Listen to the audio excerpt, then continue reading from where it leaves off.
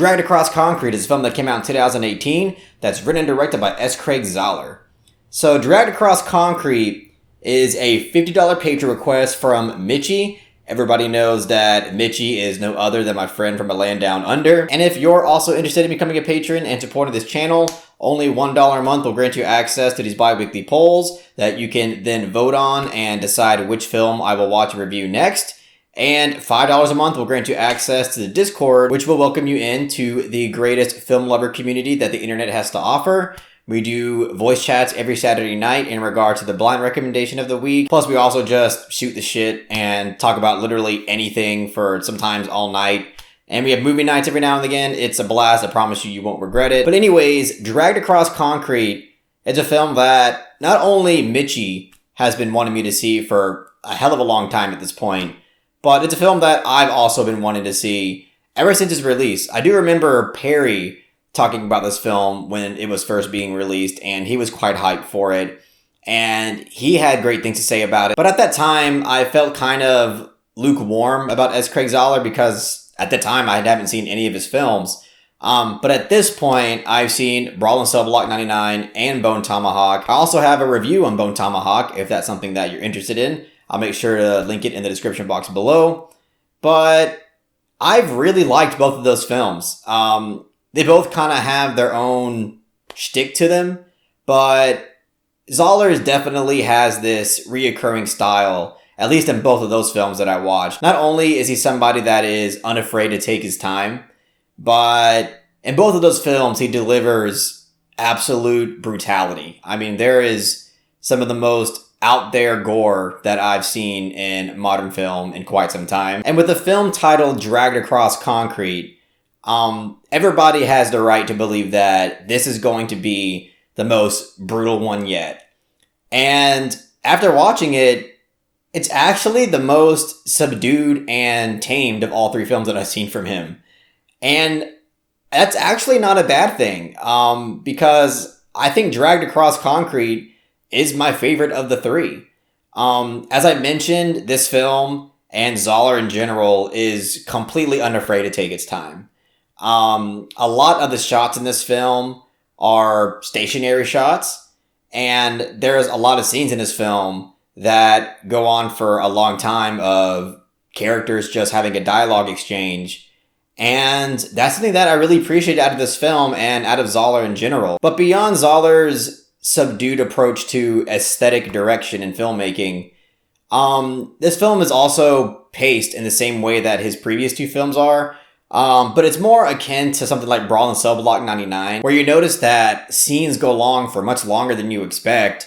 And as I mentioned, is just unafraid to move at a snail's pace.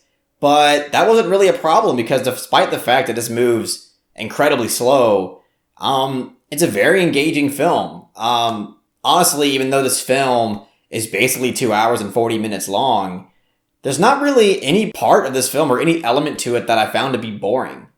And I think that's quite impressive.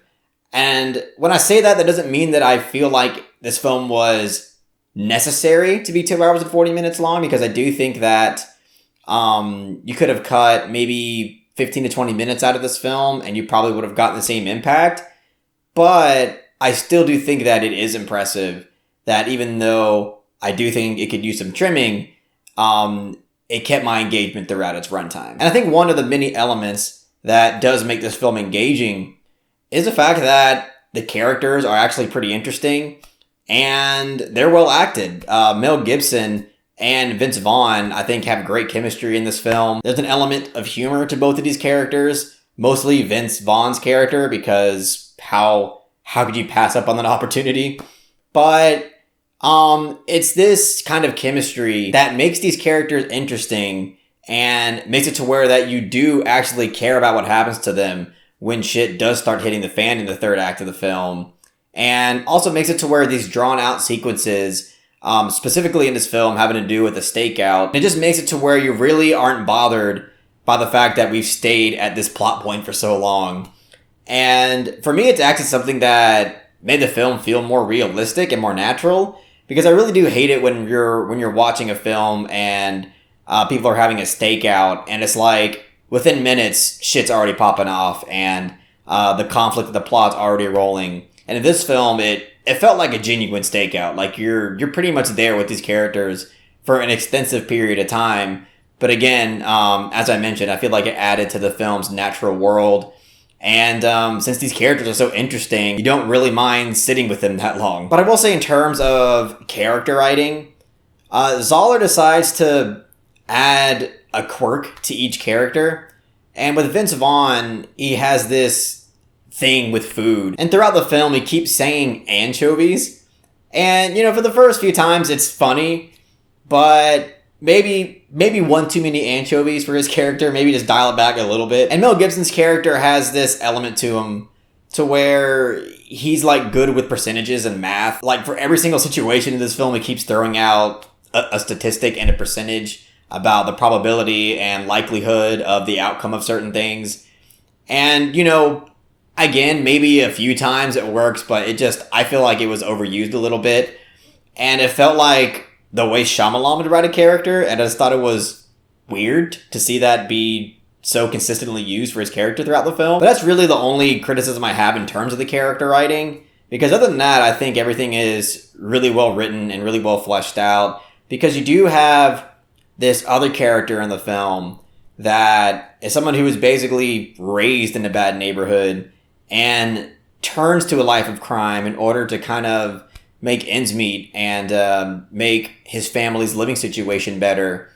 And you kind of have this clash of two worlds where Mel Gibson's character is also turning to a life of crime and is basically a tale of a straight cop turning crooked, just for the fact that he's also not really being paid enough and he's forced to live in a bad neighborhood to where his daughter's safety is being compromised.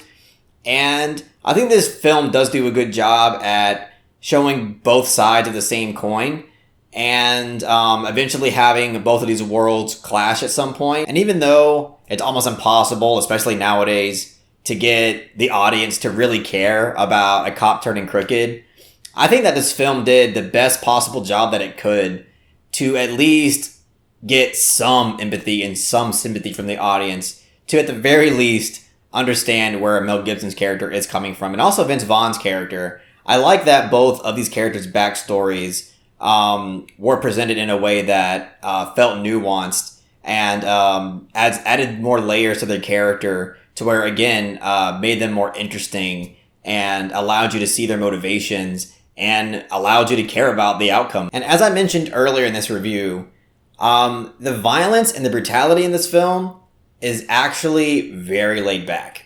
There's actually not much brutality present in this film, despite the title, Dragged Across Concrete. But when it is there, you do feel the impact. And I think it's because not only of its execution, but because of how this film, again, is unafraid to take its time and build that tension to where when shit's finally popping off, you do feel more of the sting. And there's a bank robbery sequence in this film that I think is absolutely spectacular. I mean, very well executed, brilliantly done all around.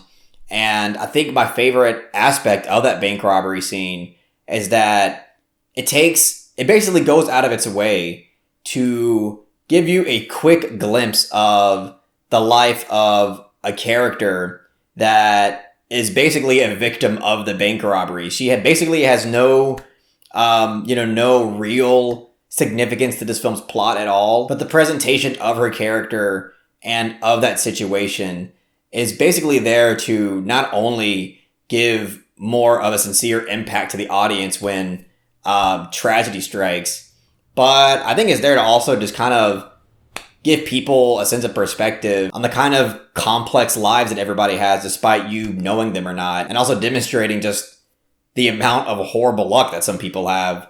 But yeah, that was an excellent sequence. Probably one of my favorite sequences in the entire film. And again, that was one of the moments that was brutal, but not even in a violent way. Just in terms of its context, it was brutal. And then the third act, you do get a quick moment of gore and violence. But again, like compared to what you see in Brawl and Cell Block 99 and Bone Tomahawk, it's much more dialed back But I really liked that in this film because it was really nice to see Zahler not rely on, an insane amount of gore in the third act to impress the audience. He has violence there when it's needed to demonstrate the gravity of certain scenes, but it was able to deliver a satisfying and intense third act without having a huge burst and insane amount of gore. And I love that level of maturity from him, and it was really nice to see a film, his third film at this point, not have to rely on something like that. And one other thing about this film that I surprisingly admired was that, at least from what I remember, there's no score to this movie.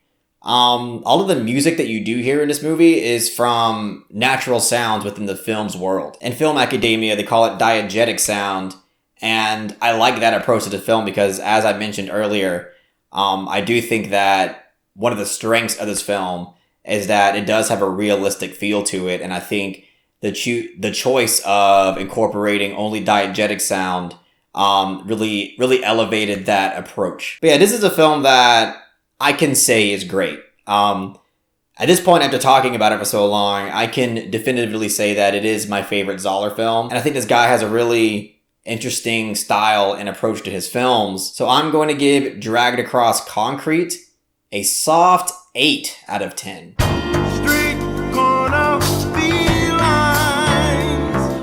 I completely understand that Dragged Across Concrete is not a crowd pleaser. Really, Zahler in general isn't a filmmaker that everybody's going to really be into. But his approach to filmmaking, at least so far, seems to work pretty well with me. But anyways, that's all I got to say about Dragged Across Concrete. If you really enjoyed what I had to say about the film, just give it a thumbs up and share it amongst your friends. And don't forget to subscribe to the channel to be updated on more film-related content.